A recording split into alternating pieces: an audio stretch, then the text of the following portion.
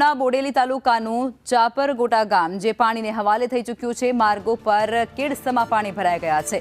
પાણી ભરાતાની સાથે જ રસ્તા પરથી પસાર કરવો મુશ્કેલ પડી રહ્યા છે અને ભારે વરસાદથી અનેક નદી નાળા ત્યાં છલી વળ્યા છે।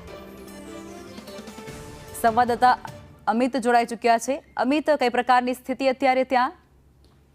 ચોક્કસ જણાવી દઉં કે છોટાઉદેપુર જિલ્લાની અંદર છેલ્લા 2 દિવસથી ભારે વરસાદ ખાબકી રહ્યો છે।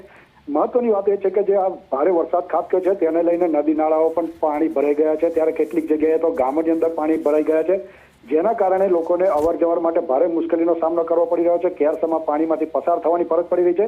ત્યારે બોડેલી તાલુકાનું જે ચાપરગોટા ગામ છે તે પાણીની અંદર એક બેટ બની ચૂક્યું છે અને તેના કારણે સ્થાનિક લોકોને બહાર નીકળવું અને ગામમાં જવું મુશ્કેલ બની ગયું છે। ત્યારે ગઈકાલે સાંજના સમયે એક આધેડ પાણી પસાર કરીને નીકળતા હતા ત્યારે તણાઈ જતાનો વિડીયો એક વાયરલ થયો છે। ત્યારે પોતાની જાતે જે તરીને કિનારો પકડી લીધો હતો।